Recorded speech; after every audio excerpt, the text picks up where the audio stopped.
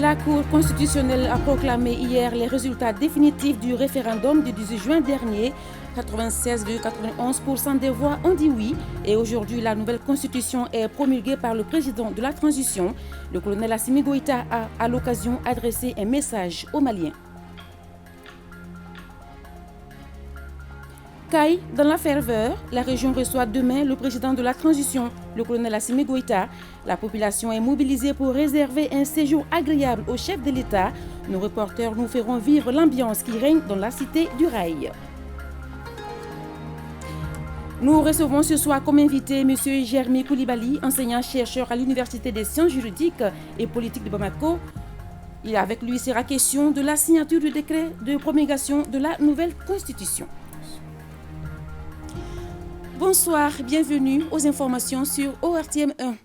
Le président de la transition, colonel Assimi Goïta, a signé aujourd'hui à Koulouba le décret de promulgation de la nouvelle constitution issue du référendum du 18 juin dernier. Assimi Goïta, dans la foulée, s'est adressé à ses compatriotes dans un discours à la nation suivant.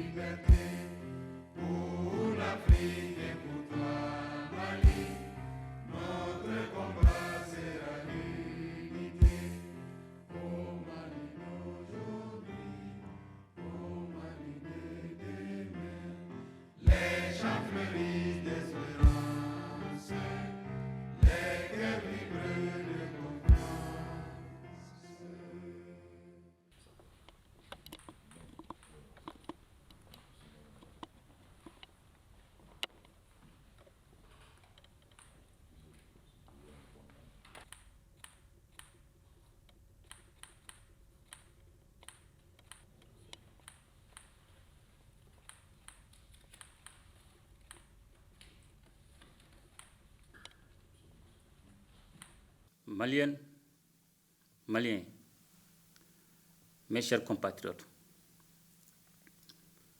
je voudrais tout d'abord rendre grâce à Dieu, dont l'infinie bonté nous a permis de voir ce jour heureux pour notre peuple.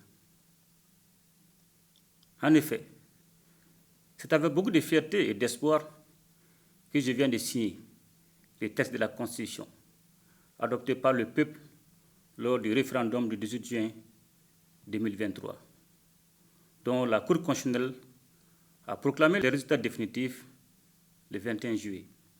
Mes chers compatriotes, l'exigence formulée par le peuple au cours des assises nationales de la refondation vient d'être concrétisée par cette signature, qui constitue l'aboutissement d'un processus véritablement historique durant lequel notre peuple a montré sa grande maturité et son sens élevé de la responsabilité.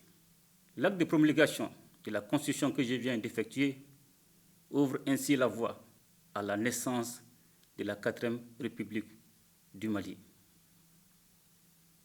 Mes chers compatriotes,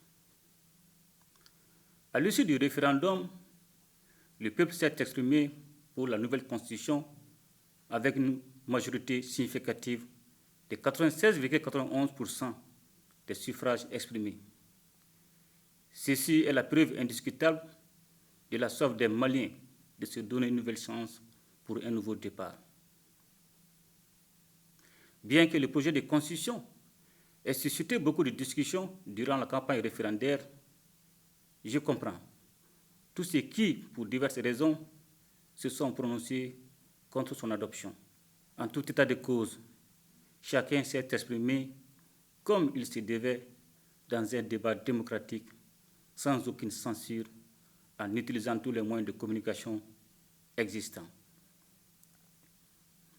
À présent que le peuple s'est prononcé, il n'est nullement question de victoire d'un groupe sur un autre.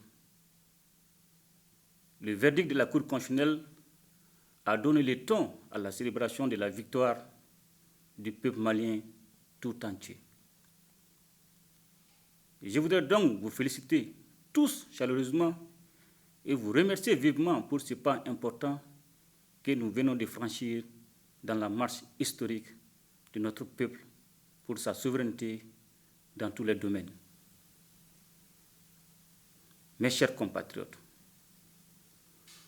aujourd'hui, le Mali peut sereinement envisager son avenir politique en mettant en place les institutions qui auront la lourde responsabilité de faire ses premiers pas à la toute nouvelle République. Toutefois, nul ne doit se tromper, car avec la rédaction de cette Constitution, il ne s'agissait point de renier l'histoire politique et institutionnelle de notre pays.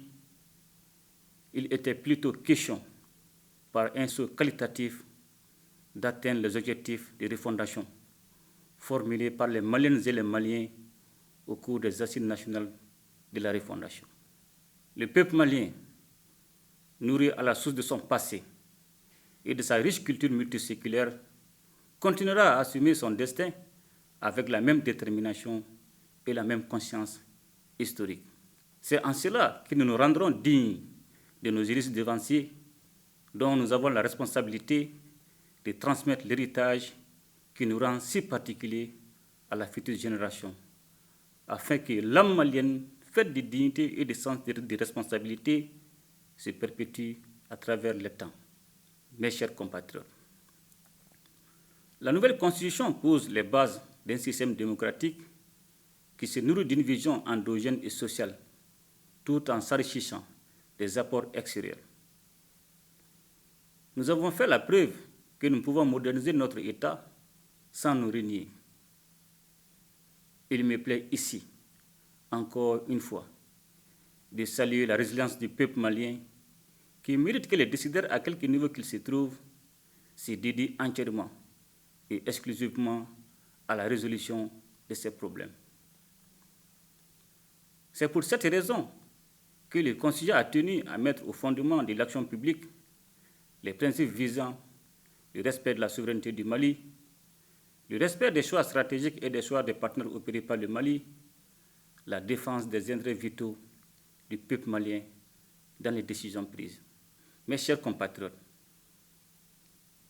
avec cette nouvelle constitution, le Mali prend ainsi un nouveau départ, celui du Mali-Koura, dans lequel nous bâtirons ensemble une économie forte au service de la satisfaction des besoins des citoyens.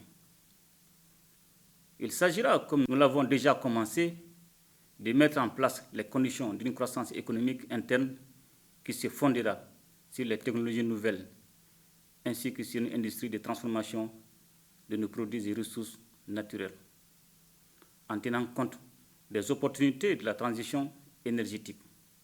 Mes chers compatriotes, le Mali de demain, le Mali-Koura, doit être celui dans lequel se reconnaîtront les producteurs ruraux, les ouvriers, les opérateurs économiques, les fonctionnaires, les militaires et paramilitaires, les femmes, les jeunes, les personnes vivant avec un handicap, les personnes âgées, nos compatriotes établis à l'extérieur. En somme, toutes les catégories sociales et professionnelles sans exclusive.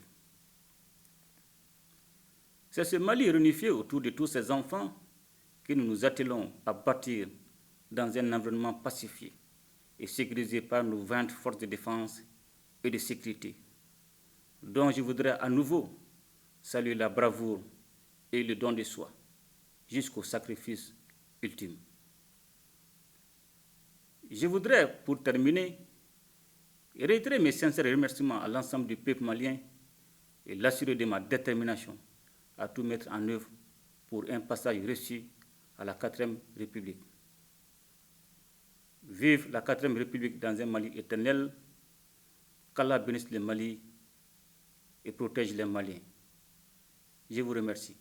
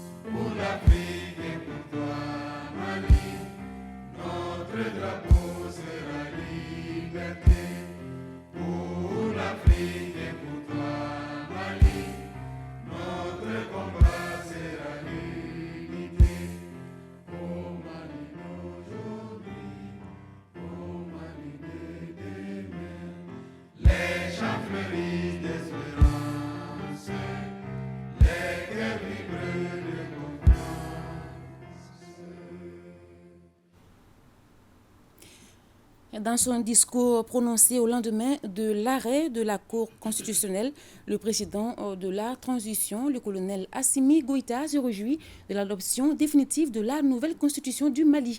Il félicite et remercie l'ensemble du peuple malien pour avoir accompli l'acte historique qui devrait garantir un avenir meilleur. La synthèse du discours du président de la transition avec Mahamadou Kouni. Le président de la transition ne l'a pas caché. C'est avec beaucoup de fierté et d'espoir qu'il dit avoir signé le texte de la nouvelle constitution à l'issue du référendum du 18 juin, dont les résultats définitifs ont été proclamés par la Cour constitutionnelle. Les premiers mots du colonel Assimi Goïta vont naturellement au peuple malien qu'il félicite et remercie pour un acte historique en faveur de la souveraineté dans tous les domaines. Le président dit comprendre tous ceux qui, pour diverses raisons, se sont prononcés contre l'adoption de la nouvelle constitution. Le débat démocratique a eu lieu et 96,91% des suffrages ont été positifs. Pour le chef de l'État, il n'est nullement question de victoire d'un groupe sur un autre, mais plutôt une célébration pour l'ensemble du peuple malien dont la volonté formulée au cours des assises nationales de la refondation vient d'être concrétisée. En promulguant la nouvelle constitution qui donne naissance à la 4e République, le président estime que le Mali peut sereinement envisager son avenir politique en mettant en place ces nouvelles institutions. Les balises sont déjà posées puisque le constituant a tenu à mettre l'accent sur les principes visant le respect de la souveraineté de l'État, le respect des choix stratégiques et des choix de partenaires opérés par le Mali, la défense des intérêts vitaux du peuple malien dans toutes les décisions prises. Le président de la transition est convaincu que le Mali prend ainsi un nouveau départ, celui du Mali Koura, dont la finalité est la mise en place d'une économie forte au service de la satisfaction des besoins des citoyens. Ce Mali Koura, le Mali de demain, soutient le colonel Goïta, doit être celui des producteurs ruraux, des ouvriers, des opérateurs économiques, des fonctionnaires, des militaires, des femmes, des jeunes, des personnes vivant avec un handicap, des personnes âgées, des compatriotes établis à l'extérieur, bref, un Mali de toutes les catégories sociales et professionnelles sans exclusive. Ce sera un Mali réunifié, pacifié et sécurisé grâce aux forces de défense et de sécurité dont la bravoure et le don de soi sont salués par le chef de l'État. Vive la 4e République dans un Mali éternel. Référendum du juin dernier, 96,91%, c'est le résultat définitif proclamé hier par la Cour constitutionnelle, un résultat que le collectif des acteurs institutionnels pour un oui massif salue. Le collectif était cet après-midi face aux hommes des médias pour remercier tous ceux qui ont contribué à ce que le oui l'emporte. Par la même occasion, les acteurs institutionnels pour un oui massif annoncent l'arrêt de leurs activités, nous dit Batraouri. Au lendemain de la proclamation des résultats du scrutin référendaire, le collectif des acteurs institutionnels pour un oui massif félicite ses membres et tous ceux qui ont contribué à la victoire du oui. Suite à la proclamation par la Cour constitutionnelle le 21 juillet 2023, les résultats du référendum constitutionnel tenu le 18 juin 2023, avec 96,91% pour le oui, félicite le président de la transition, chef de l'État, son Excellence le colonel Assimi Goïta, pour avoir accepté de porter le projet de constitution qui représente le socle juridique du Malikoura, puis de le promulguer ce jour, 22 juillet 2023, consacrant l'avènement de la 4e République. Remercie chaleureusement les forces vives de notre nation, dont l'action déterminante a permis la victoire du oui massif, notamment les légitimités traditionnelles et religieuses, les partis et regroupements politiques, les organisations de la société civile, les centrales syndicales, les forces de défense et de sécurité, les ordres professionnels, le Conseil national des personnes âgées, les groupements de femmes, de jeunes et de personnes vivant avec un handicap, les Maliens établis à l'extérieur, ainsi que tous ceux et toutes celles qui ont, d'une manière ou d'une autre, contribué à ce succès retentissant. Félicite l'ensemble des acteurs ayant contribué à l'organisation réussie du référendum sur le territoire national et à l'extérieur, notamment l'autorité indépendante de gestion des élections, le ministère de l'administration territoriale et de la décentralisation, le ministère de la Défense et des anciens combattants, le ministère de la Sécurité et de la Protection civile, le ministère des Affaires étrangères et de la coopération internationale et le ministère de l'Économie et des Finances. Adresse sa gratitude aux premiers responsables des différentes institutions de notre pays, ainsi qu'à leurs membres pour leur engagement citoyen et leur contribution remarquable ayant permis la victoire du oui massif au référendum constitutionnel. Lance un vibrant appel à tous les citoyens ayant eu une opinion contraire et les invite à célébrer la victoire du oui massif, qui est celle de tous les Maliens, sans aucune exclusion. Enfin, exprime sa vive reconnaissance au peuple malien pour son soutien remarquable au processus de refondation de notre pays. Après les résultats, le collectif estime que le mouvement n'a plus sa raison d'être. Le collectif des acteurs institutionnels pour un oui massif annonce sa dissolution à partir de cet instant. Le coordinateur du collectif a fait observer une minute de silence en hommage aux victimes civiles et militaires.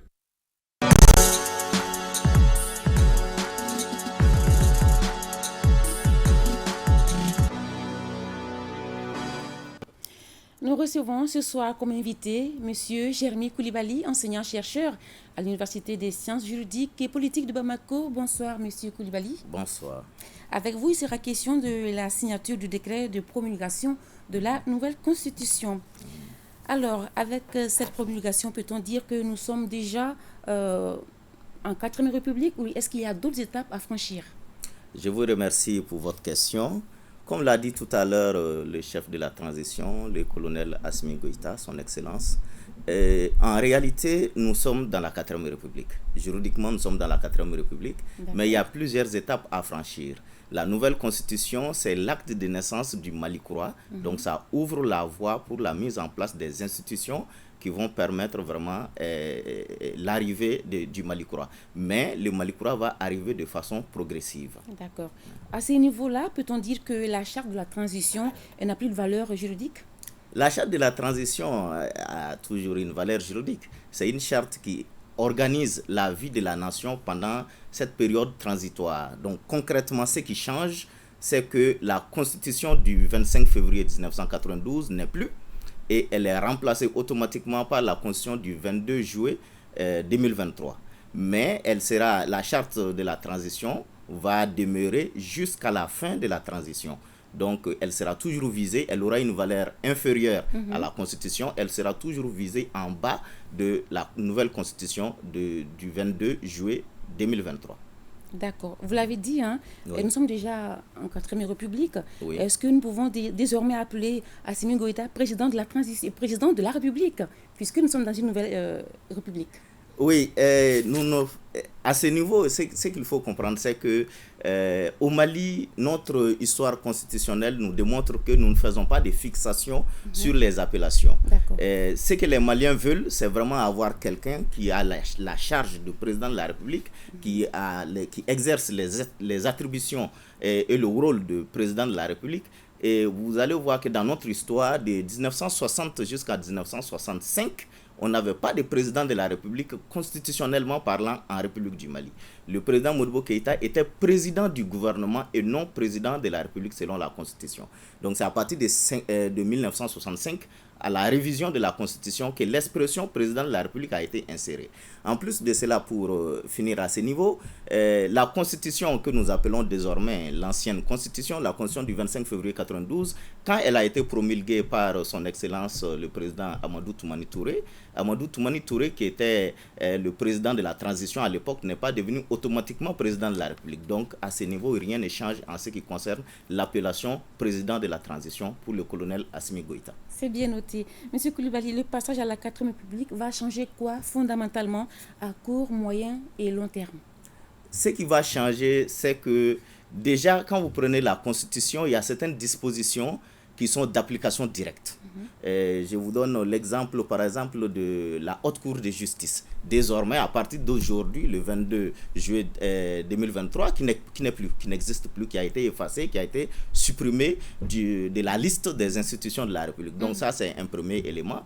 Et ce que la Constitution vise, l'esprit et la lettre de la Constitution vise ici, c'est que désormais, l'égalité des Maliens devant la loi et devant la justice est désormais une réalité à partir de ce jour, donc le 22 juillet 2023. Autrement dit, le président de la République, le premier ministre, les autres ministres, tous les tenants du pouvoir pourront être jugés au même niveau, donc c'est-à-dire les tribunaux de première instance, comme tous les citoyens maliens, qui est une réalité à partir de ce jour. Maintenant, il y a d'autres, à court terme toujours, vous allez voir, il y a d'autres dispositions de la Constitution qui ont besoin des lois organiques ou encore des décrets pour être mises en œuvre. Donc ça sera en moyen terme.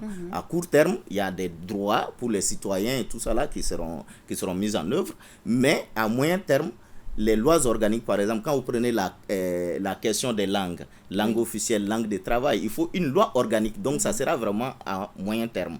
La limitation aussi, comme on va dire, la limitation du nombre des membres du gouvernement, ça sera à moyen terme. La même chose que la décision du président de la République, il y a des lois organiques qui vont venir. Donc, ça, c'est à moyen terme. Maintenant, dans le long terme, progressivement, dans le long terme, on va aboutir au Malikoura. C'est-à-dire, si la Constitution est mise en œuvre, les autres lois sont mises en œuvre, les Maliens s'y soumettent, les Maliens vont aboutir, le peuple malien souverain va aboutir au Malikoura dans le long terme. Monsieur Coulibaly, un appel à lancer? L'appel que nous pouvons lancer, c'est que ce n'est qu'un départ, c'est une première étape pour la 4e République. Nous sommes en 4e République juridiquement, mais il est important que tous les Maliens s'approprient la Constitution, qu'ils continuent la vulgarisation. Pour ceux qui ne savent pas lire, nous savons que nous sommes dans un pays avec une grande culture de tradition orale. Donc ceux qui ne savent pas lire, ils peuvent écouter. Et si vous n'arrivez pas à comprendre, vous pouvez toujours vous adresser à ceux qui connaissent, à ceux qui peuvent lire, comprendre et vous expliquer le contenu. La Constitution du 22 juillet 2023, c'est la Constitution du Mali. Elle a été élaborée par les Maliens, elle est faite pour les Maliens, par les Maliens, et c'est pour arriver à la 4e République. Je vous remercie. Monsieur Jérémy Coulibaly, merci beaucoup pour tous ces éclaircissements. Merci. Et vous êtes enseignant-chercheur à l'Université des sciences juridiques et politiques de Bamako. Nous allons accueillir tout à l'heure après le jingle.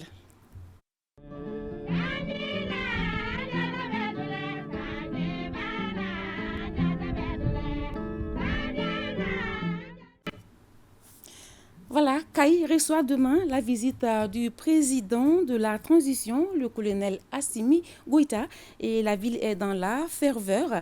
Nos équipes sur place ont réalisé différents dossiers. Le point tout à l'heure avec Balkissa Sadibou Chérif Aïdara. Bonsoir Balkissa, comment se prépare cette visite présidentielle à Kaï?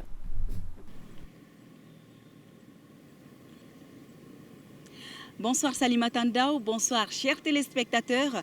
Bienvenue dans cette page spéciale consacrée à la visite officielle du président de la transition, colonel Assimi Goïta, ici dans la cité des Rails. Eh bien déjà, on peut vous dire que c'est une visite que les Caïsiens attendent avec beaucoup d'impatience. En témoigne la forte mobilisation autour de l'événement. Assimi, la fierté du Mali et de toute l'Afrique. Assimi, le sauveur du Mali, sont entre autres mots que l'on retrouve sur toutes les lèvres. Les femmes en particulier attendent avec impatience celui qu'elles appellent affectueusement leur fils. Jour J-1. Demain dimanche 23 juillet, le président de la transition, chef de l'État, son Excellence Assimi Goïta, est attendu ici dans la cité des Rails. La ville est en effervescence afin de lui réserver un accueil chaleureux.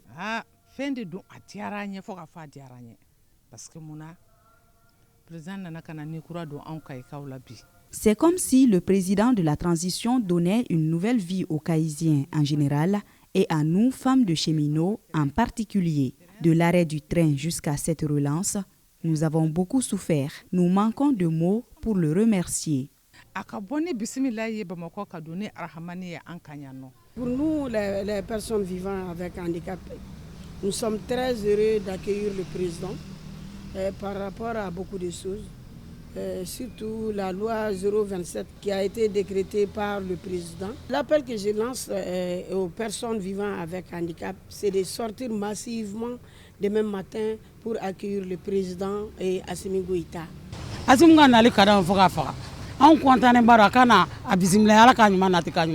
Nous sommes très heureux de l'arrivée demain du président de la transition ici à Caï. Nous lui disons surtout merci pour tout ce qu'il fait pour nous. Grâce à cette relance du train, nos activités reprennent. J'invite tous les Caïsiens à lui réserver un accueil en guise de reconnaissance en sortant massivement pour l'accueillir. Nous, les commerçants de la gare, on a décidé de ne pas travailler. On va fermer la boutique, les cafétérias, tous les commerçants détaillants et grossistes vont fermer pour accueillir l'arrivée du président à Caï. Bon, on est très content pour leur arrivée. Donc, on est en train de préparer beaucoup de choses pour son arrivée. On a contacté grain par grain, et quartier par quartier, et commune par commune. Maintenant, nous, en tant que jeunes, on est mobilisés, on est déterminés pour accompagner et accueillir le président de la transition qui est son colonel Assimi Goïta, avec toute sa délégation. Mobilisés plus que jamais, ces jeunes et femmes souhaitent déjà la bienvenue à son Excellence le colonel Assimi Goïta, président de la transition, chef de l'État dans la cité des Rails. Au menu des activités de cette visite officielle du président de la transition dans la cité des Rails, le lancement officiel de la relance du trafic ferroviaire. Après 5 ans d'arrêt, le train siffle à nouveau grâce à l'engagement et à la détermination des autorités de la transition. Le plan d'urgence élaboré pour cette relance a coûté à l'État malien une enveloppe de 10 milliards de francs CFA. Et depuis le redémarrage du train voyageur Bamako-Caï, la Société du patrimoine ferroviaire a effectué plus d'une vingtaine de voyages, nous précise Tamsir Djabati.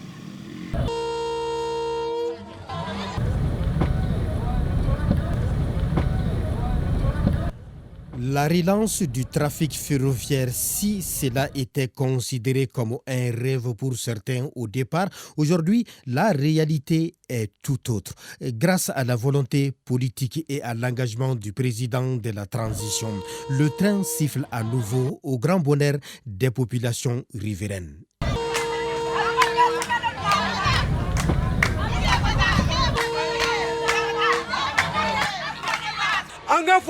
En tout cas, monsieur le président, nous Assimi Goïta, et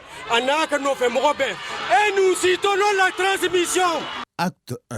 Le plan d'urgence de relance du trafic ferroviaire a coûté à l'État une enveloppe de 10 milliards de francs CFA. Ce n'est pas tout. L'État a également débloqué 6 autres milliards de francs CFA pour l'exécution du plan d'investissement. Quand on a repris en juin 2022, en un an, immédiatement on a fait les premiers essais. Tous les moyens que nous avons demandés ont été mis à notre disposition. Donc c'est ce qui nous a permis de réparer tout ce qu'il y a eu comme travaux, même de fiabiliser les locomotives avec l'acquisition des nouvelles pièces de rechange et tout ce qui est comme assurance, tout ce qui est comme acquisition de billetterie, tout ce qui est comme carburant pour la bonne marche, tout ce qui est comme salaire du personnel ferroviaire, c'est-à-dire les cheminots, tout est pris en charge par l'État. Et toutes ces activités sont subventionnées par le budget national. Donc les plans prévoient une mise en œuvre continuelle des activités. Et parmi les réalisations, l'on note la réhabilitation de 19 gares ferroviaires de Bamako à Kaï, l'acquisition des équipements mécaniques et outillages pour les travaux de la voie ferrée et l'acquisition des pièces de rechange. Toutes choses qui ont permis la réparation des locomotives CC 2205 et CC 2207, des véhicules en passant par des fourgons et générateurs de rames voyageurs. Les activités qui sont inscrites dans ces plans ont toutes commencé un début de mise en œuvre ou sont totalement réalisées. Les ponts de Maïna, Galougo, Tukoto, les ponts ont été réhabilités et ensuite les points critiques de la voie. Acte 2. Pour le redémarrage du trafic, l'État accompagne ce processus en accordant une subvention d'exploitation prévisionnelle sur la période de la convention d'exploitation. L'État a subventionné les plans à hauteur d'à peu près 1,433 milliard. Ça, c'est la première étape. Et nous avons ensuite un plan d'investissement d'environ 6 milliards. Que l'État a décidé de mettre à notre disposition. Dans les 6 milliards, il y a beaucoup d'autres choses qui sont prévues, c'est-à-dire des travaux encore sur la voie. Et ensuite, on a la réhabilitation de 2 autres locomotives en dehors de 2205 et 2207. C'est grâce à cette subvention que la Sopafer a élaboré un plan de voyage de 6 trains par semaine entre Bamako et Kaï pour la première phase. Elle compte augmenter ce nombre à 14 pour la seconde phase. L'engouement fait que le nombre de places disponibles était moindre par rapport à la demande.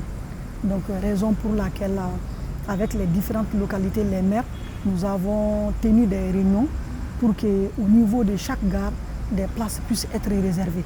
Acte 3, c'est celui de la convention d'exploitation et contrat de performance et de la Société de patrimoine ferroviaire du Mali, Sopafer Mali SA. Le 23 mai 2023, on a fait une communication verbale au Conseil des ministres qui a délégué l'exploitation de l'activité ferroviaire à la même société qui s'occupait du patrimoine. Donc Sopafer Mali SA, à travers cette convention, doit s'occuper de l'exploitation, cette fois-ci du trafic voyageurs et marchandises pour un plan quinquennal. Justement, ce sont ces actes qui ont permis de rouvrir la porte d'entrée de la gare ferroviaire Bamako-Kaï, fermée depuis 5 ans. Le 18 5 mois 2018, au Doni Biché, à Mayele. Parmi les perspectives, la relance du trafic ferroviaire national, il y a la nécessité d'une nouvelle voie ferroviaire standard, car celle du Mali est dans les normes métriques. Pour relever ce défi, le Mali a signé un mémorandum avec une société russe. Une équipe technique russe a effectué les déplacements sur Bamako. C'était de venir voir l'État et de voir les possibilités de migrer vers la voie standard. L'acquisition de nouvelles locomotives aussi standard. Et même nous comptons mettre en place des billets numériques et coacher les cheminots, mais lance un cri de cœur aux populations riveraines des rails de nous accompagner. Même l'autre jour, il y a eu un déraillement. La raison, sur les rails, il y a ce qu'on appelle les dépôts d'ordures à certains endroits. On a des dépôts de matériaux de construction à certains endroits. Et au niveau des entrées des agglomérations, on a vu que les passages à niveau improvisé ont été créés. Bref, la reprise du trafic ferroviaire Bamako-Kaï annonce la relance de l'économie locale. Renaît l'espoir chez les riverains. L'un des objectifs des autorités de la transition est de donner l'espoir à chaque Malien où qu'il se trouve. Le train qui siffle à nouveau en est une illustration parfaite. Le trafic ferroviaire joue un rôle important dans le désenclavement et le développement des régions de Kayes et de Kita. Le train relie les cités des Rails et de l'Arachide à Bamako en traversant de nombreux villages. Des localités où les activités génératrices de revenus se sont développées, les gares ferroviaires deviennent de véritables marchés où les villageois vendent les produits maraîchers, agricoles, de cueillette ainsi que d'autres marchandises. Siaka Konaté nous parle de l'impact du trafic ferroviaire sur les régions de Kayes et de Kita. Le chemin de fer a beaucoup contribué au désenclavement des régions de Kayes et de Kita et continue de le faire. Pendant de longues années, en l'absence de routes dignes de ce nom, le train était le seul moyen de transport utilisé par la majorité des ressortissants des deux régions pour gagner la capitale Bamako. Avec la reprise du trafic ferroviaire, après 5 ans d'arrêt, il dessert à nouveau de nombreux villages sur les axes Kayes-Kita-Bamako et Kayes-Dakar. Certes, des routes ont été construites ces dernières décennies, mais elles ne sauraient se substituer au chemin de fer. Sans le chemin de fer, bon, disons qu'il n'y a pas de vie à Kayes. Si vous voulez, de Kita jusqu'à Kayes, il n'y a pas de route. Donc tout se passe par le chemin de fer. Pour le démarrage du train, c'est très confortable parce que ça nous a facilité le voyage. En plus, nous saluons nos très chères autorités pour cette initiative. Le transport des marchandises à partir du port de Dakar est un volet très important du trafic ferroviaire. Il permet d'assurer l'approvisionnement de la capitale des rails et celle de l'Arachide en vivres et non-vivres. Tout le monde sait, pour amener les remorques là, pour amener une marchandise de Dakar à Kayes, à Bamako, le coût que ça fait. Alors qu'un seul train marchandise au départ de Dakar prend au moins 35 wagons de 35 tonnes. 35 wagons de 35 tonnes sur Bamako et à l'arrivée à Kayes, tu trouves qu'il y a 10 à 15 wagons de Kayes ici. Donc la vie n'était pas chère à Kayes. Les activités génératrices de revenus se sont développées dans les villages traversés par les chemins de fer. Les populations riveraines pratiquent les petits commerces, vendent des produits agricoles, maraîchers et de cueillette, restauration, donc un moyen de lutte contre la pauvreté. Quand le train arrive à Kita, moi je vends de l'eau, des jus, comme vous voyez, zinzembre. Dieu merci, je m'arrive à m'en sortir. La reprise du train est très importante pour nous les Kitois. Je vends du concombre, du zaban et de la mangue. Nous nous réjouissons de la reprise du trafic ferroviaire. Les travailleurs du chemin de fer, les passagers et les autorités administratives saluent tous la reprise du trafic voyageur et eu égard à l'affluence, ils souhaitent l'augmentation du nombre de voyages par semaine, l'acquisition de nouvelles voitures et locomotives pour satisfaire la clientèle. On sollicite, sinon on souhaite des nouvelles machines, précisément des locomotives neuves pour pouvoir continuer à assurer le trafic voyageur. Un autre atout, le chemin de fer est un moyen sûr de transport. Avec les trains, on peut voyager en toute sécurité, les braquages étant fréquents aujourd'hui sur les axes routiers. Les producteurs et les éleveurs ont désormais la possibilité d'évacuer leur production et leur bétail à moindre frais, car les frais de transport par train sont moins chers que ceux des autres moyens de transport. Le développement de cette région, l'évolution de cette région est intimement liée au chemin de fer. Sur le plan historique, sur le plan économique, sur le plan social. Les chemins de fer font partie de l'identité de la région de Kayes. Le train permet de lier des liens sociaux entre nos différentes populations. Le lien et le train, c'est un moyen d'échange économique. Chaque gare est comme un marché. Les paysans, les producteurs, ils produisent leurs marchandises, ils font leurs récoltes. Maintenant, ils ont besoin d'écouler ces marchandises-là, ces récoltes-là, sur d'autres marchés. Et des zones très enclavées n'ont que le train comme moyen de transport.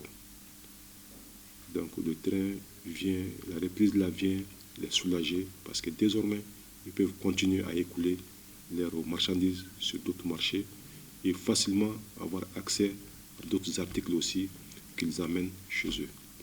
C'est l'un des poumons économiques de la région. Tout ce qui est produit sur cette voie peut-être dans les 24 heures sur des marchés.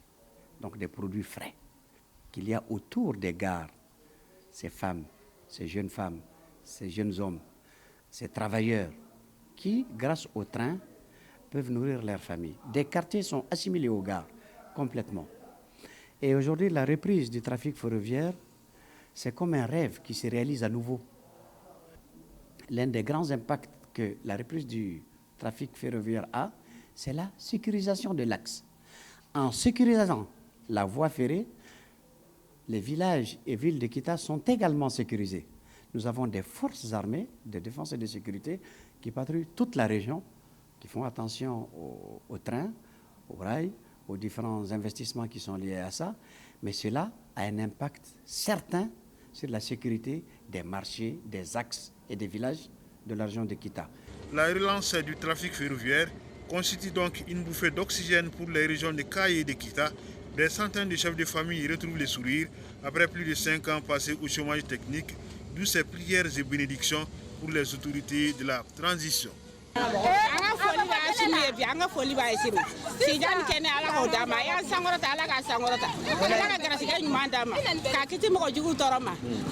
Nous vous proposons à présent une rencontre avec des anciens cheminots qui ont vécu différentes étapes du train. Ils avouent que la relance du trafic ferroviaire constitue une véritable aubaine pour les populations de la cité des rails et environ. Ces derniers nous partagent également leurs expériences pour un chemin de fer compétitif.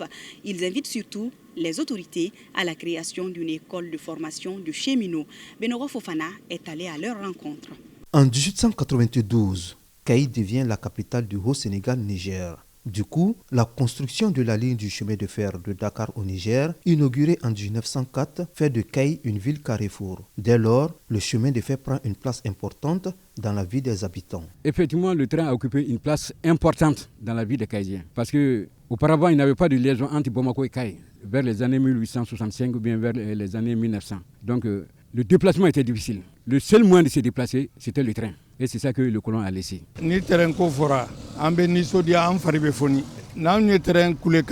Lorsque j'entends le train siffler, Dieu seul sait quelle joie cela me donne. Nous avons passé tout notre temps au chemin de fer. J'ai intégré le chemin de fer à l'âge de 19 ans et travaillé pendant 38 ans. Le chemin de fer, c'est chez moi. Ces anciens cheminots qui profitent paisiblement de la retraite ont tous embrassé ce métier par passion et amour. Par la suite, ils ont tous eu un parcours exceptionnel durant toute leur carrière. Moi, j'ai fait mon stage en 1965. J'ai eu mon certificat d'aide mécanicien et mon certificat de mécanicien. Après, maintenant, j'ai fait le concours pour être chef de gare. J'ai passé à ce concours, j'ai été chef de gare. Après, j'ai fait un autre concours pour être formateur. Donc, j'ai été au Congo, ESSAC, École supérieure du chemin de fer, qui m'a formé comme formateur. Après, maintenant, je suis devenu coordinateur. J'ai pris ma retraite sur ce poste-là. Après une si riche carrière, certains de nos cheminots gardent en eux de bons et tristes souvenirs. En 1965, à l'époque, cette société était vieillissante, il fallait renouveler. Donc on a fait appel à des jeunes. Je suis le premier mécanicien qui a conduit le président Moussa Traoré à la Sosima ici. Pendant 30 ans de service, ce que j'ai regretté, j'ai rendu beaucoup de services. Mais ce qui m'a beaucoup touché, le pont de Bagouko qui se trouve derrière Diamond. Et quand j'étais en mission à Bamako, à 2h du matin on m'a appelé et on m'a dit que bon, Sissoko, le pont est submergé d'eau. Est-ce que le train peut passer? J'ai dit non. Quand le mécanicien ne voit pas les deux fils de rails, il ne faut pas s'hasarder. Il faut s'arrêter. J'ai dit maintenant, il faut que le train retourne à Kaye. Le train retourne à Kaye. Et de Bamako maintenant, j'ai apprêté une machine sur recommandation du directeur des opérations. Je suis venu sur le lieu. On a trouvé que le pont est parti. Donc si le mécanicien avait continué son trajet, plus de 400 ou 300 personnes qui vont mourir. On ne m'a même pas donné une lettre de félicitations. Quant à leurs conditions de travail, nos anciens cheminots donnent des appréciations à travers leurs différentes fonctions occupées à l'époque. Les conditions de travail étaient difficiles mais acceptables. C'est-à-dire que, alors là, vraiment, on avait l'amour du métier. On était rémunérés. Le train étant un patrimoine culturel pour les Kaysiens, certains cheminots en son temps avaient fait des propositions à la hiérarchie pour un chemin de fer fécond. J'ai dirigé une équipe qu'on appelait l'équipe pour la relance du chemin de fer. Il y avait l'ex-directeur général Djibril Diallo qui était là-dedans. et tous les responsables du cheminot en quelque sorte. Mais qu'est-ce qui n'a pas marché? C'est que nous avons élaboré des documents, on a parlé un peu partout. On a demandé de faire un chemin de fer fécond dans lequel au moins on peut avancer. Aucun pays du monde ne peut avancer sans le chemin de fer. Ayant le train dans l'âme, ces anciens cheminots voient la reprise du trafic ferroviaire comme une bouffée d'oxygène pour la population de la cité des rails et environ. Le long de la voie ferrée, les gens sont habitués au train. Mais une fois que le train s'arrête, tout est bloqué. Maintenant, avec la relance ferroviaire, je remercie le président de la République. Ces anciens cheminots invitent donc la jeune génération à les rapprocher afin de bénéficier de leurs expériences, tout en demandant la création d'une école de formation de cheminots aux autorités de la transition. Ce que je demande aux jeunes, ceux qui sont partis, c'est des anciens. Il faut se rapprocher d'eux. Je crois que l'expérience, ça s'acquiert. On ne peut pas tout connaître. Le premier conseil que je donne à cette génération, c'est l'amour du métier d'abord. Quand tu as l'amour du métier, ça peut aller. Actuellement, nous, ce qu'on avait, le service d'abord. Parce que sans le service, il n'y a pas d'emploi. Sans emploi, il n'y a pas de salaire. Donc, il faut qu'on d'abord sauve l'entreprise. Quand vous sauvez l'entreprise, vous sauvez votre salaire. Nous demandons toujours aux autorités de faire une approche. Il y a jusqu'à présent des cheminots prototypes qui sont à Bamako, qui sont à Kaï. Demandez à consulter certains responsables ferroviaires pour voir comment ouvrir l'école de formation du chemin de fer. Parce que ces jeunes-là qui sont là, c'est des gens qui sont recrutés 3 ou 4 ans. Ils sont jeunes, ils n'ont pas d'expérience. Entre le train et les Caïsiens, c'est toute une histoire. C'est comme deux poumons sortis d'un même corps. Cette file d'attente où chacun veut se procurer un ticket de voyage nous le témoigne. Il s'appelle Cheikh Ndiaye et c'est en 1975 qu'il commença à travailler au chemin de fer comme conducteur de train. Pendant 40 ans, il a conduit le train de Bamako à Kaï et de Kaï à Tambacounda au Sénégal. À la retraite depuis 2016, Cheikh Ndiaye passe actuellement ses journées à la cité du chemin de fer avec des amis et anciens collaborateurs. Suivons le parcours de cet ancien conducteur de train avec Hansou Tunkanouté. Aimable et dévoué pour le travail bien fait, Cheikh Ndiaye, puisque c'est de lui qu'il s'agit, a passé une quarantaine d'années en service au chemin de fer du Mali en tant que conducteur de train. Admis à la retraite officiellement en 2016, il passe ses journées entre la cité du chemin de fer et Kamankoulé, où il a construit une maison en 1983. Je suis rentré au chemin de fer le 4 août 1975.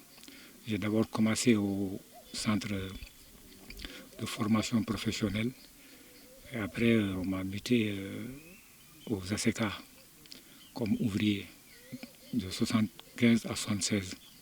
Et je suis rentré maintenant au compte du service transport à l'époque, parce que le chemin de fer était érigé en différents services. Le transport était à part. Donc j'ai commencé maintenant mon début à la conduite comme élève, stagiaire et conducteur. De 76 à 77. J'ai passé mon premier brevet d'être conducteur en 77. De 77 à 78, mon second brevet de conducteur.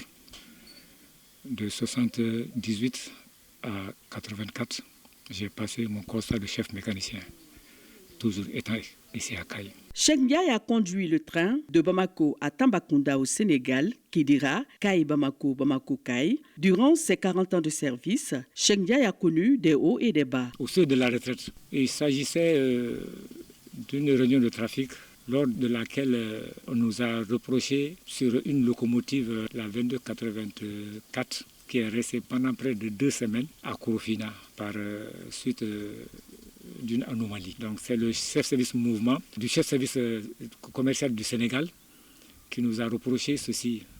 Qu'est-ce que les responsables maliens foutent au Mali? Près de 2 semaines, la machine ne parvient pas à faire un train. Réellement, le coup était dur. Il fallait s'assumer. J'ai demandé à la table de se rendre tous aux ACK pour voir ce qui se passe. Effectivement, je n'ai pas eu de réponse. Je suis parti. Effectivement, la machine était en réparation accidentelle, en RA. Il fallait intervenir. Cette intervention m'a poussé d'accompagner cette machine de Bamako à Kaï, Kaï-Bamako, ne serait-ce pour prouver de quoi les Maliens sont capables. Effectivement, les instructions données, exécutées, Et j'ai accompagné la machine de Bamako jusqu'à Caille. Et en donnant une instruction ferme au chef des opérations du Mali, d'affecter à cette machine le maximum de tonnage qui est égal à 1200 tonnes. Effectivement, des réparations ont été faites par ma modeste personne en parcours aller. En parcours retour maintenant, j'ai accroché à cette machine 1200 tonnes. Et je vous dis, pour faire l'essai, ça n'a pas été facile. Le premier point d'essai, ça c'est sur la rampe de Fouti. Selon ses dires, à l'époque, le train roulait à 80 km à l'heure pour arriver à Bamako en 7h ou 7h30 du temps. Le chemin de fer pouvait compter 500 000 tonnes de marchandises par an. À l'époque, il y avait un contrat-plan qui unissait le chemin de fer, l'entreprise à l'État. 500 000 tonnes par an. Ça, le chemin de fer transportait ça pour l'État. Et ça, c'est un gain. Et ça, on comptait des impôts que l'entreprise payait également à l'État. Maintenant, on ne les perçoit plus. Bon, de l'autre côté, pour les riverains, bon, les échanges entre les voyageurs ambulants, les marchands ambulants qui voyageaient et les populations riveraines, c'était un bénéfice. Et pendant combien de temps ces bénéfices, on ne les voit plus. Les riverains ont déserté.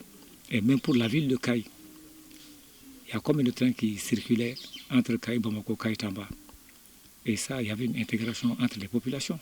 Et sur le plan transport marchandises, bon, le raccourci, pour 500 km par voie ferrée, un train peut transporter au moins 900 à 1000 tonnes. Alors, un convoi de véhicules de remorque, il faut combien de véhicules de remorque pour transporter 900 tonnes? Il y a en matière de perte de temps et en matière de perte d'argent.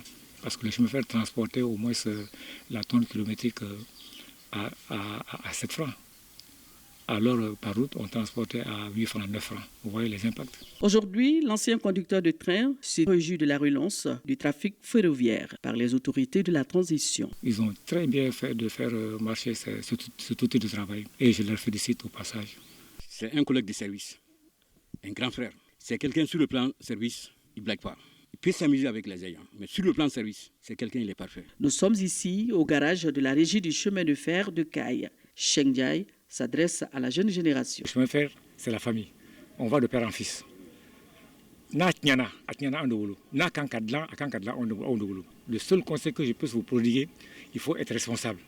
Il faut consentir le sacrifice. Il faut dire, c'est la famille. Et je dois le prendre à bras le corps.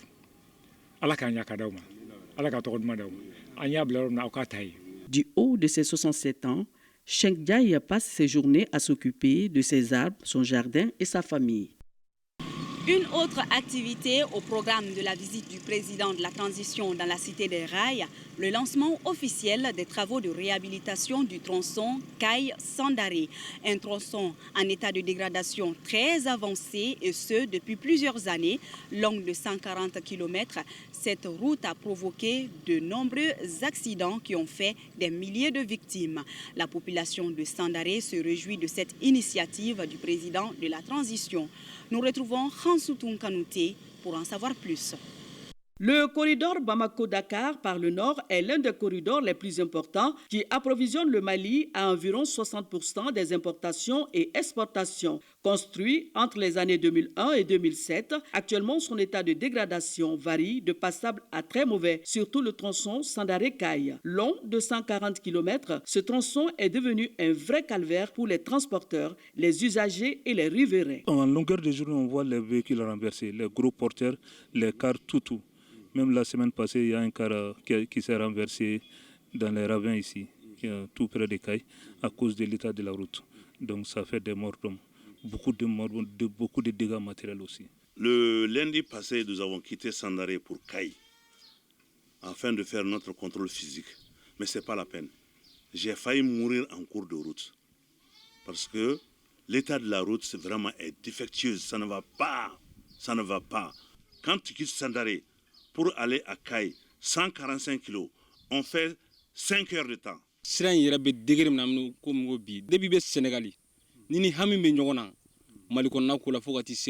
En étant au Sénégal pour nos chargements, lorsque nous pensons à la route Sandaré-Caille, Automatiquement, nos inquiétudes deviennent grandes à cause du mauvais état de la route. Souvent, nous faisons des accidents en voulant éviter les nids de poules. Nos véhicules tombent en panne après avoir fait une chute dans un trou. Toutes les sociétés n'ont plus de bons véhicules. Ils sont tous abîmés. Même les Sotraman qui quittaient Djema pour Sandaré ne sont plus visibles à cause du mauvais état de la route. Vu l'état de la route, vu le prix du transport, nous sommes vraiment dans des difficultés pénibles. Même si on veut se déplacer pour aller à Kaye tout de suite avec les transporteurs là, Sandaré, Kaye, il faut payer 4 000 francs. Kaye, Sandaré encore, il faut payer 4 000 francs. Mais dans le bon vieux temps, avant l'usage du goudron, alors avec 2 000 francs, on va facilement et on revient facilement, en 2 heures de temps. Mais maintenant, souvent, on passe même la nuit en cours de route. Face à ces difficultés, les populations ont donc lancé un cri de cœur, lequel cri de cœur fut entendu par le colonel Assimi Goïta. Quand ça sera réalisé, vraiment ce jour-là, si ça m'a trouvé en vie, je vais danser le Marebayasa, comme on le dit.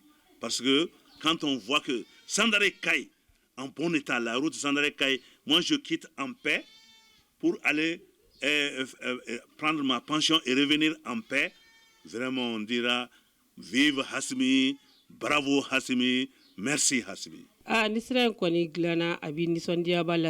Les mots me manquent pour exprimer notre joie à l'idée d'entendre que ce tronçon Sandaré Kaye sera réhabilité. 1000 fois merci au président de la transition.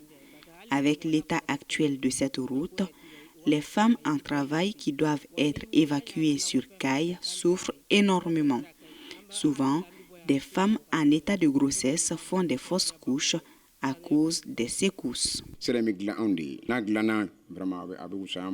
Si ce tronçon Sandaré Kaye est réparé, ce serait très bénéfique pour nous, car nous pourrions désormais acheter à des prix raisonnables nos marchandises. Parce que les prix de tous les produits que nous consommons ont grimpé. Selon les commerçants, c'est parce que le prix du transport a augmenté. Les billets qui coûtaient 2 000 francs, aujourd'hui, sont vendus à 4 000 francs CFA.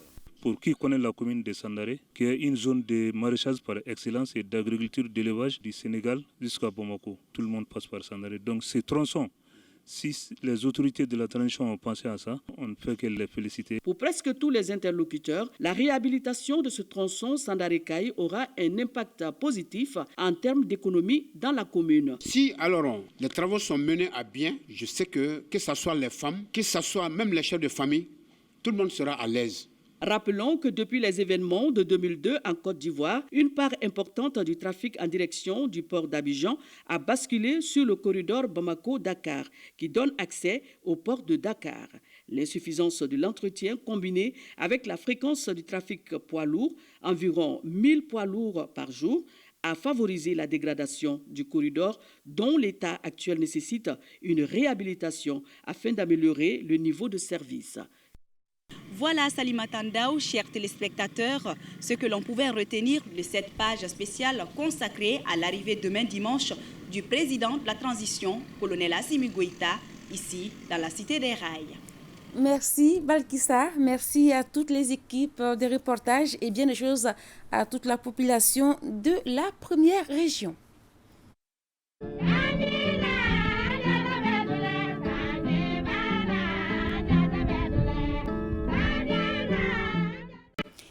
Nous restons à Kaye. Parmi les activités de développement que doit mener ce dimanche à Kaye le président de la transition, colonel Assimi Goïta, figure une activité phare.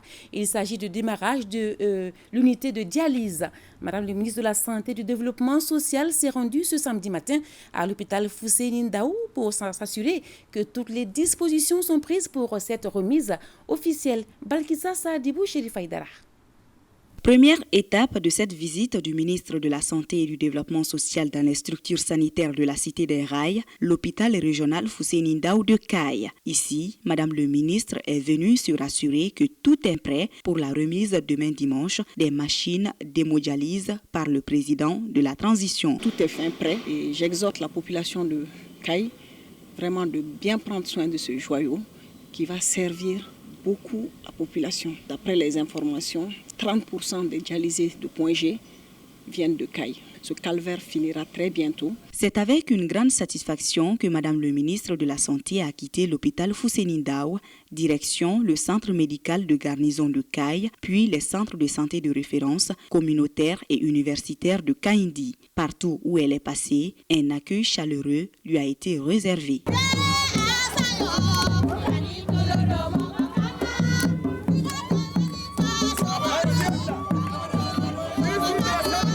Vous savez, c'est, comme on le dit, c'est le terrain qui commande. Mieux vaut voir une fois qu'entendre 100 fois. On a préféré voir, visiter, et ça nous permet d'être beaucoup plus efficaces. On en a profité aussi pour faire parler un peu la vision des plus hautes autorités de ce pays, c'est-à-dire le respect de la souveraineté du Mali, le respect des choix stratégiques et placer surtout le Malien au centre de tout ce que nous allons entreprendre. Je le sens réconforté. Rappelons que le colonel Assa Badialo Touré, ministre de la Santé et du Développement social, a mis à profit cette visite pour rencontrer les chefs de services régionaux relevant de son département. Une rencontre au cours de laquelle les responsables des différents services lui ont fait part d'abord de leurs conditions de travail avant de la féliciter pour sa nomination à la tête du département. Et le train spécial est arrivé à Caille. Voyons tout de suite l'ambiance sur le trajet avec Tamsil Diabaté, Mohamed Sidibé et Ousmane Traoré. Ce coup de sifflet qui retentit à la gare ferroviaire de Bamako annonce le 13e départ du train voyageur Bamako-Caille de ce mois de juillet 2023. Avant le départ de ce train spécial, le ministre des Transports et des Infrastructures Dambélé Madina Sissoko est venu s'enquérir des conditions de voyage des passagers.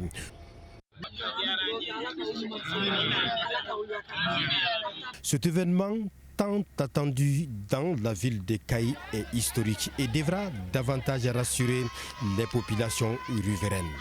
Nous sommes aujourd'hui dans les trains spéciaux qui nous conduisent de Bamako à Caille pour aller participer à l'agrément, en tout cas au lancement officiel du trafic voyageur de chemin de fer. Nous sommes en train d'aller à Caille. Dans l'allégresse ici, vous voyez la convivialité. Nous sommes bien accueillis dans un rame climatisé.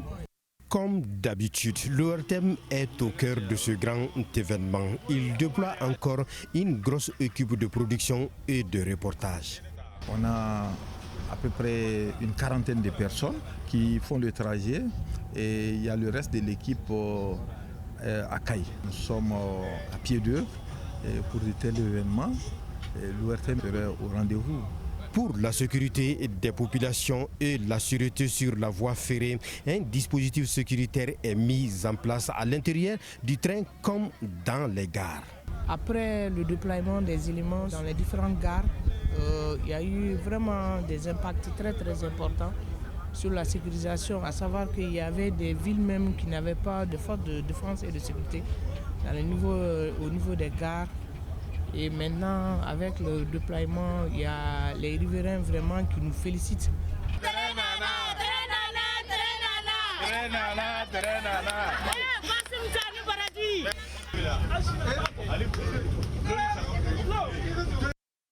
Dans ce train, la classe affaires est dotée d'un restaurant digne de ses noms.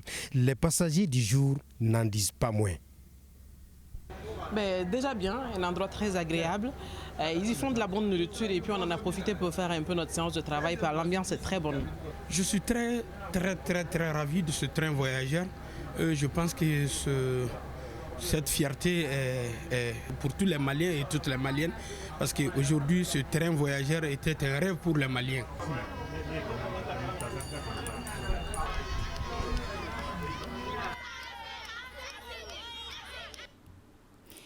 Tenu ce vendredi à Caille d'un point de presse organisé par les membres du CNT, Conseil national de transition, originaire de la région du Caille. Objectif, inviter la population à sortir en grand nombre pour accueillir le président de la transition, colonel Assimi Goïta, ce dimanche 23 juillet. Reportage Moriwa Keita. Dans le cadre de la visite à Kay de son Excellence le colonel Assimi Goïta, président de la transition, chef de l'État, les honorables membres du CNT, Conseil national de la transition, originaires de la région de Kay, ont décidé de venir l'accueillir chez eux. Notre délégation lance un vibrant appel aux populations de toute la région de Kay à sortir massivement afin de lui réserver un accueil chaleureux et populaire comme seuls les Kayisiens savent le faire. Auparavant, la délégation avait rendu une visite de courtoisie à quelques notabilités de la ville. La création de la ville de Kay est intimement liée à l'arrivée du train au Mali. La ville aussi appelée Cité des Rails s'identifie par ses nombreuses constructions coloniales. On compte jusqu'à 144 le nombre de ces bâtiments qui se dressent encore dans la ville et en dehors de ceux qui sont au camp militaire. Ces chefs-d'œuvre architecturaux dominent le paysage de la Cité des Rails. Cheikh Oumar Sangaré nous propose un grand format sur ces bâtiments coloniaux. Suivons.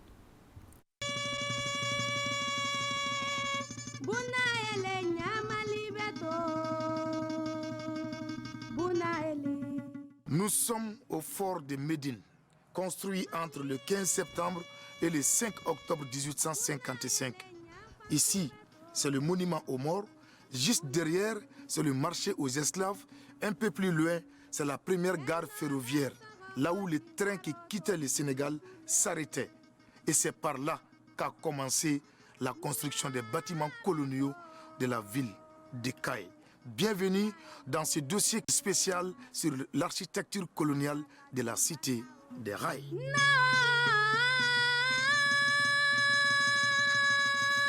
Le fort de Médine est né de la volonté du général Faidherbe, qui était gouverneur du Sénégal.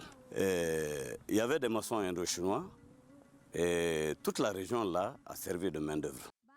26 ans après, soit le 20 juillet 1881, le chef-lieu du Haut-Sénégal fut transporté de Médine à Kay pour des besoins de construction d'une voie ferroviaire reliant les fleuves Sénégal et Niger. Le pas décisif pour la construction d'une ville coloniale à Kay est franchi en novembre 1882 par la colonne expéditionnaire dirigée par Borny Desbordes. Celui-ci réalise les maisons d'habitation, les magasins et autres bâtiments nécessaires pour la construction de la voie ferrée. Ainsi naît la cité des anciens bâtiments sur la corniche. Puis, le lieutenant-colonel Bordio est envoyé à Kay pour construire la grande caserne maçonnée à étages.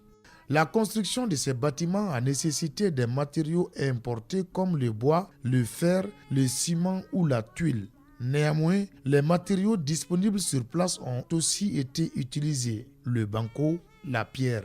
La main-d'œuvre locale a été mise en contribution. Ainsi, des gigantesques bâtiments ont été érigés les uns après les autres pour former la ville capitale du Kasso.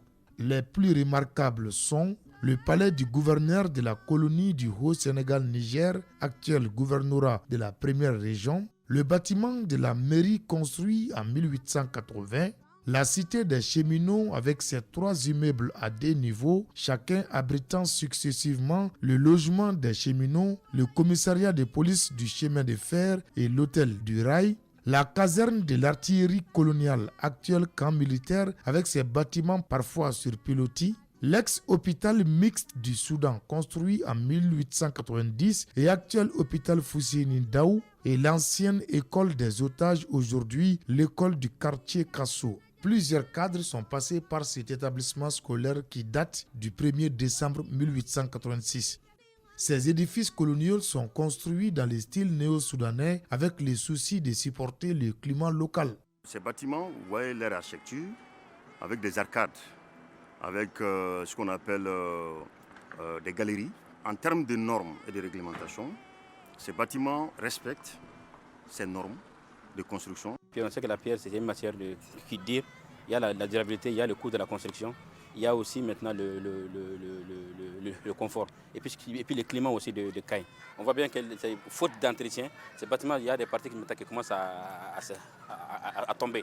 Donc quelque chose maintenant qui est vraiment un danger pour non seulement les habitants, mais pour même la population de Kay en général. Ainsi, des constructions qui constituent l'identité de la ville de Kayes sont en train de perdre leur valeur historique et architecturale faute d'action de conservation. Pourtant, des initiatives existent dans ce sens. Le fort de Médine est déjà inscrit sur la liste indicative du Mali près de l'UNESCO qui envisage de classer, inscrit sur la liste du patrimoine mondial. Certains bâtiments sont classés dans le patrimoine national depuis février 2011. La restauration de ces bâtiments coloniaux, la sensibilisation des populations de Kayes sur leurs enjeux socio-économiques et leur insertion dans les circuits touristiques sont à coup sûr des impératifs pour le Mali.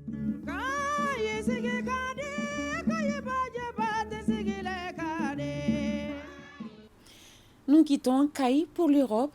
Après la capitale espagnole, les Maliens vivant en France se prononcent sur l'évolution actuelle de notre pays, du référendum en passant par la formation et l'équipement des forces armées maliennes et la reprise des activités individuelles, autant de sujets abordés avec nos compatriotes vivant en France.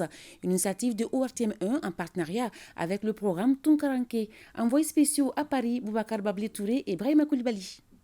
Tout comme en Espagne, l'ORTM et son partenaire, le programme Tunkaranke, posent la valise à Paris. Ici, on estime à près de 400 000 Maliens qui vivent en France. Ils accordent un intérêt particulier à l'évolution de la situation dans notre pays en ce qui concerne les réalisations, les réformes politiques et institutionnelles opérées par les autorités de la transition. Cette nouvelle constitution qui est le fruit des assises nationales, elle est plus en phase avec les réalités de la population malienne. Le regard que j'ai sur nos vaillants soldats est différent de celui de l'armée de 2012. Et aujourd'hui, nous ne pouvons que être fiers des autorités de la transition qui ont su maintenir le cap, donner une nouvelle dynamique à nos FAMA pour pouvoir vaincre les forces du mal. Quant à la relance des activités industrielles et le train voyageur, ainsi que les projets de réalisation des routes, ces Maliens de la diaspora de France se disent fiers de tout ce qui a été accompli en si peu de temps. On m'a dit le jour d'arrivée du train, j'étais à Kayes ce jour-là même, que tous les Kayesiens aillent à la gare pour voir de leurs yeux le train qui va arriver. Effectivement, le train est venu. Il y avait beaucoup de monde parce que ça soulevait un espoir infini. Un peu plus, on est trop content par rapport aux pharmaceutiques. Tout ce qui s'agit de médicaments pour les pharmacies, c'est très important, ça donne du boulot. De comment taxi aussi, tout ce qui est en train de faire en ce moment, ça donne du travail. Consciente que le Mali se fera avec tous les Maliens où qu'ils se trouvent, la diaspora malienne, en soutien aux efforts des autorités de la transition, contribue au développement socio-économique des communautés à la base. L'apport de la diaspora malienne représente des centaines de milliards de francs CFA. La diaspora est notre banque mondiale. Et aujourd'hui, vu ces envois, le Mali peut facilement réaliser des projets qui vont créer des opportunités pour les frères et sœurs restés ici au Mali. Tous sont unanimes que le chemin choisi par le peuple malien est celui qui donnera au Mali sa renommée d'antan.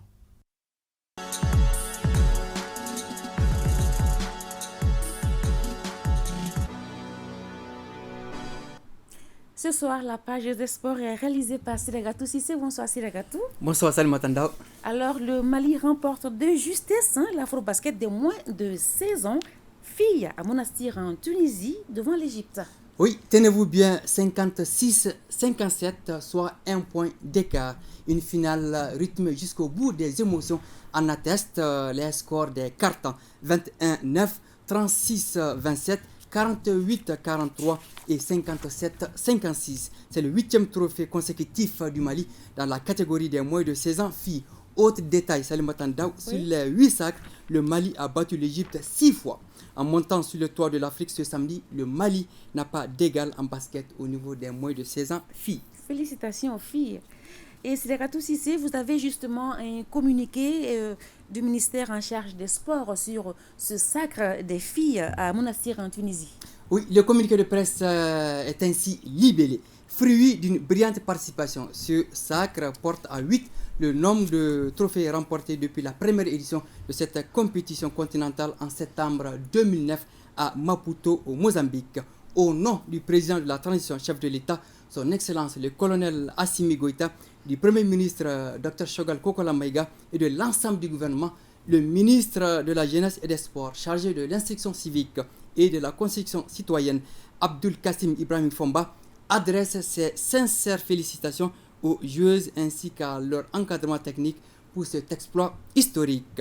Le ministre tient à rassurer les joueuses et leur encadrement que l'État malien, à travers le gouvernement, prendra toutes les dispositions nécessaires pour récompenser ce mérite sportif exceptionnel en accord avec la vision du Mali nouveau où l'excellence est reconnue et encouragée. Le ministre invite également la Fédération malienne de football, de basketball, à assurer un suivi constant de ces jeunes champions en les accompagnant vers les hauts niveaux car elles constituent l'assurance de l'atteinte de l'objectif Malikoura, celui de construire l'excellence à tous les niveaux. Le ministre remercie le mouvement sportif national dans son ensemble et l'invite à réserver un accueil triomphal aux deux sélections nationales filles et garçons à leur retour de la Tunisie. Sélagatou est toujours au compte de cette compétition. Chez les garçons, le Mali tombe de haut en demi-finale face à l'Égypte. Oui, score final 66-58 en faveur des Pharaons juniors d'Égypte. La déception est grande. Les garçons du coach Mamoudou Kane ont été piégés par des solides Égyptiens.